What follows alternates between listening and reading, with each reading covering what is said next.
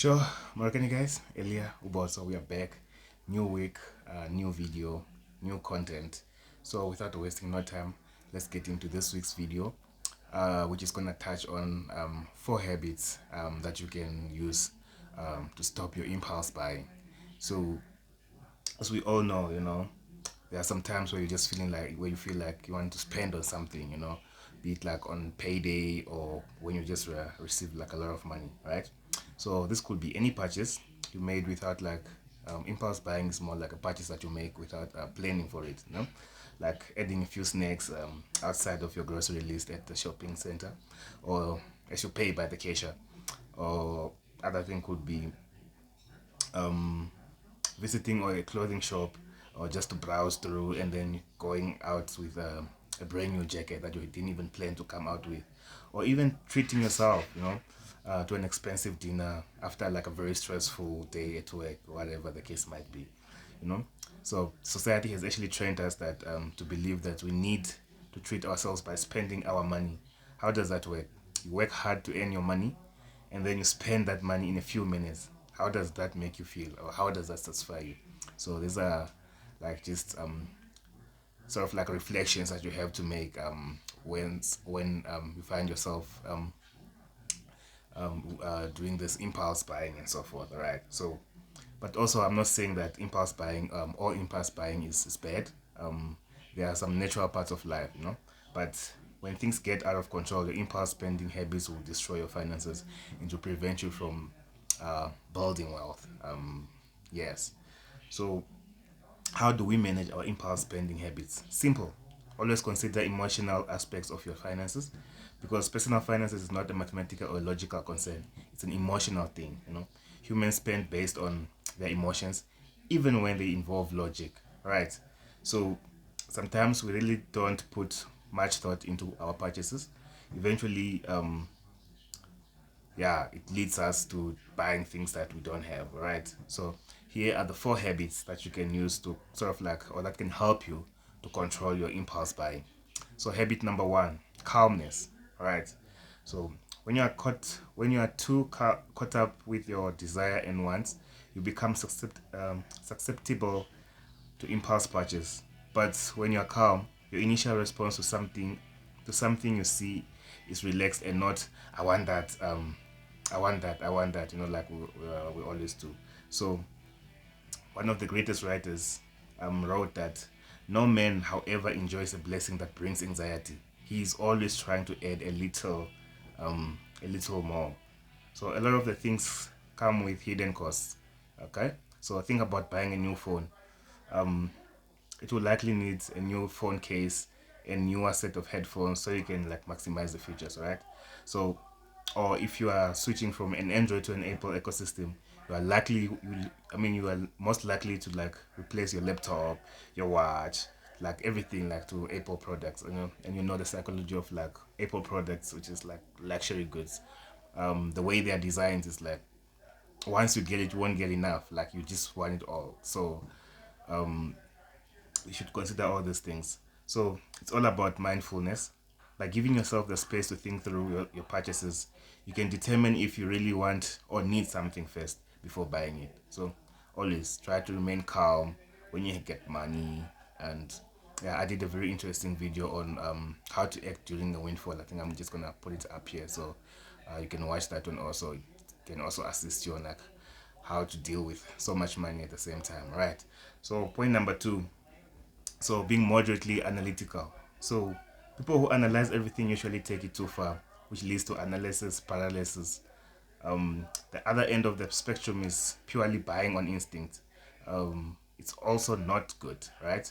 So, however, being moderately analytical is a highly useful trait.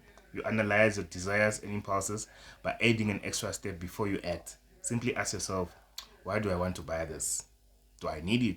Just before you buy, just have that question, do you really need this thing?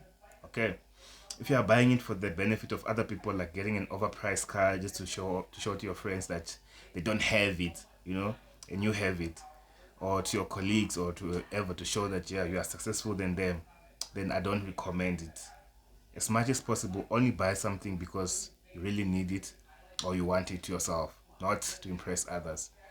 So I feel like this mindset of buying things to impress others is one of the mindset that's keeping most of us or most of my people average. Because you don't do things for yourself. All right. Point number 4: delaying purchases.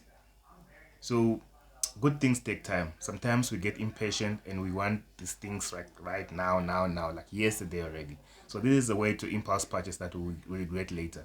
So the next time you are in a near or in a store, the next time you are near or you are in a store and you didn't plan to buy something, commit to following through on your intentions. Don't buy. Even if you see something you want, give it time. All right. So if you really want something, or you really need to buy something, you can always come back for it. Maybe 2 days later or a week later to come and buy it. Remember, we live in a very capitalistic world. Like things will always go on sale. Things will always be there. So just be mindful. Just give yourself some time. If you see something that you like, give yourself a week. See if you really need it. Then if you need it, then you can go and buy it. Okay. On the last point is self-control. Right? Point number 4, which is the last point, is self-control. This one is very obvious, no? So self-control is one of the most important personality traits in life. Think of the famous let's say marshmallow experimental, or marshmallow experiment, where the kids who had the most self-control showed better odds of success than the ones who didn't. If you can control your urges to spend or on things you encounter, sorry, if you can control your urges to spend on things you encounter, you will feel better about yourself. Remember that self-control is like a muscle. The more you use it, the better it becomes. The better it becomes. First, start with small things like avoiding small treats at grocery stores that you didn't really plan to buy. After a while, you can resist everything. If you want, because after all, it's your money. Eh? I'm not here to advocate or to dictate on how you should spend your money. So you can do what you want with it, but decision should always be in your own hands. All right. So those are the 4 habits that I wanted to touch on, but just to slow down a little bit. Every day you'll find offers that are only valid, limited time only, and the truth is, and there's some truth in that, all right? But the real truth is this: our time is limited, and that's exactly why we need to get clear of what truly matters to us, right? Because when you know what you want, this false time constraint that marketers like to use will cease to take hold of you, all right? So people sometimes go through feel like a bulldozer, right? Okay, that's where mindfulness comes in. Always try to take a step back and ask yourself, do I really need this thing? Again, we go back to that point number 3. Ask yourself, do you really need something before you buy? All right. And whenever you buy something that you realize you don't need, build a habit of returning it. All right. So let's say, for instance, you find yourself buying something that you didn't plan to buy. Maybe, let's say, some of those expensive Apple um, headsets that block sound, outside noise, or whatever. And then once you use them, you find, but these things, they are no different from the ones that I already have. You have, I think they normally, when you buy something, there's normally like 7 days to 14 days return time. So grow the habit of returning things that don't satisfy you after you buy them. All right. So in closing, I would just want to say, when you slow down, you avoid impulse spending and save money.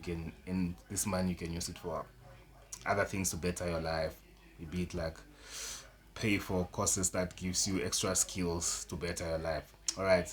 This video was sponsored by Udarius, of whose article I just read in this video. So if you found this video informative, please give it a thumbs up and share it with who or with somebody you think might need to hear this. You guys must have a great week ahead. Elia Ubot. Cheers.